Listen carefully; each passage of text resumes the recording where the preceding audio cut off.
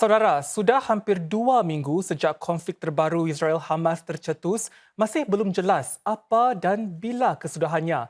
Yang jelas, terdapat kebimbangan bahawa perang tersebut mungkin merebak membabitkan negara-negara lain Timur Tengah. Dalam analisis berita malam ini, pensyarah Sains Politik NUS Profesor Madya Bilvir Singh berkongsi pengamatan beliau. Kita ini sedang melihat bagaimana satu peperangan yang meletus 7 Oktober sedang berbangkit, sedang jadi lebih lebar, lebih besar. Dan ini bisa membawa kerugian bagi semua akhirnya, pada semua di dunia. Lebih 1,400 penduduk Israel terkorban semasa serangan Hamas itu dengan hampir 200 yang lain dijadikan tebusan. Sebagai tindak balas, Israel mengisytiharkan perang habis-habisan ke atas Hamas dan serangan balas Israel sejauh ini sudah mengorbankan 3,500 jiwa di Gaza. Persoalannya, apakah latar dan objektif utama serangan besar-besaran Hamas ini? Hamas itu selalu dalam situasi of state of war terhadap Israel. Hamas tahu mereka tak bisa menang dalam satu peperangan, tapi mereka masih melancarkan serangan ini. Untuk apa? Untuk sinyalkan, send a signal, kita masih ada, kita masih penting, dan cuba menangkan hati rakyat orang di Gaza. Yang kedua, cuba merosakkan polisi-polisi baik negara barat, tapi khususnya hubungan antara Israel dengan beberapa negara Timur Tengah, khususnya Saudi Arabia. Serangan ke atas Hospital Al-Ahli di Gaza kemarin yang menelan sekitar 500 korban jiwa merupakan contoh jelas bagaimana konflik tersebut menjejas Timur Tengah. Israel mengatakan ini dibuat oleh Hamas, itu tak masuk akal. Tapi dengan pembatalan apa yang harus jadi satu diplomasi yang luar biasa dari Biden, ini sudah gagal. So, bagi saya itu ini menonjolkan komplikasi apa saja yang ada di Timur Tengah. Menurut Dr. Bilvir, Israel perlu mengundurkan hasrat mereka untuk melancarkan perang di darat, memandangkan kesengsaraan yang menimpa penduduk Gaza serta reaksi masyarakat global, khususnya dunia Islam.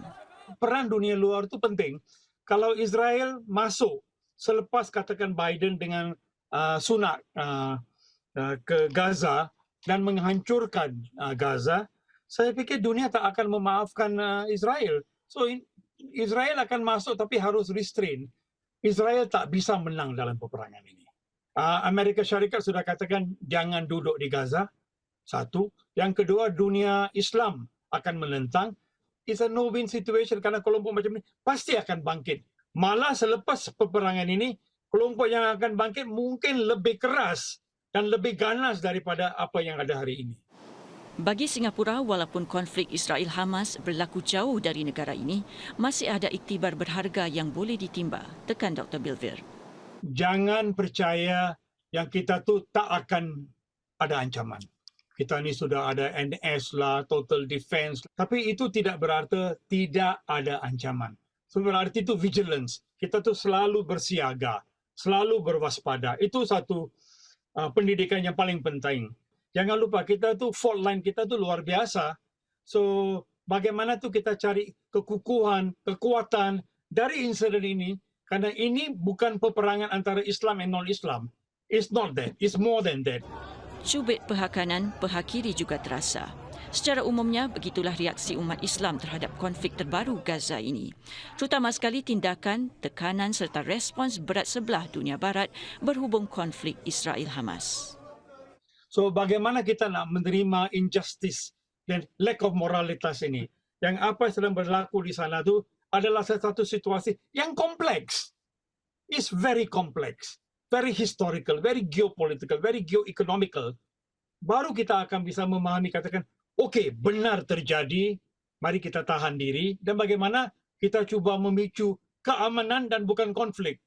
Tapi jangan membawa isu-isu orang lain ke rumah kita lah. Itu bahaya sekali.